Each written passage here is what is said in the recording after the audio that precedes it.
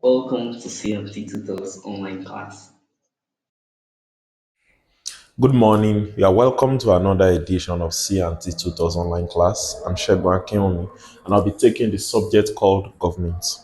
Now, today we are going to be looking at three concepts. We're going to be considering them and comparing what they mean.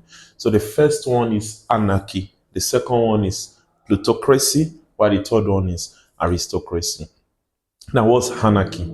Anarchy refers to a state of total lawlessness. A state of what? Total lawlessness. So, ordinarily, what is the major function of the government of any state or any society?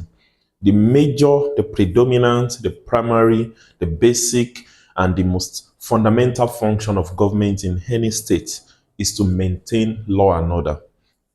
Now, don't get me wrong. Will the government provide social amenities? Yes. Will they maintain friendly relations with other countries? Yes. Will they make laws? Yes. But what is the major function of the government? That is to maintain law and order. Now, it is only in an atmosphere of law and order that other functions of government can be executed and carried out.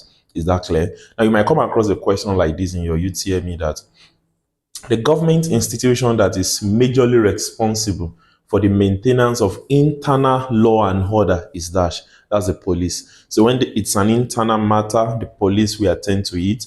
But another question could come like this, that the government institution that is responsible for maintaining external law and order. Now, external law and order could also mean defending the country against external attack or securing territorial integrity. And what's the answer? That's the military or the armed forces, which consists of the army, the navy, and the air force. Is that clear? So I'll take it again.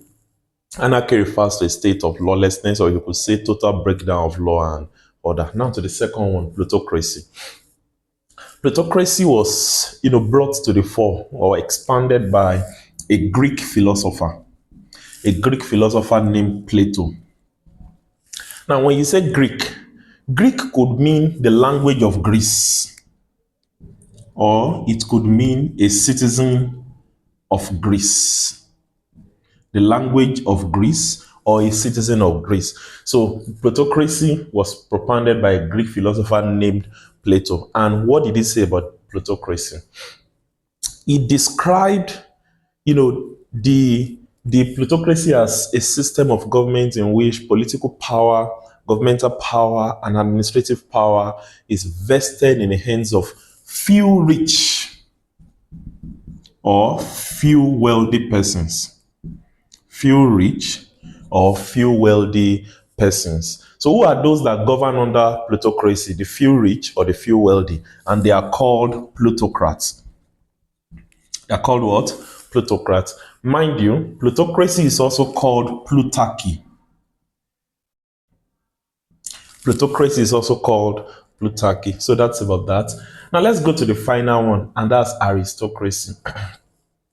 Aristocracy was brought to the fore and propounded by a Greek philosopher named Aristotle. Aristotle. Now, Aristotle believed that governmental powers, unlike plutocracy, should be vested, located, and situated in the hands of few elites.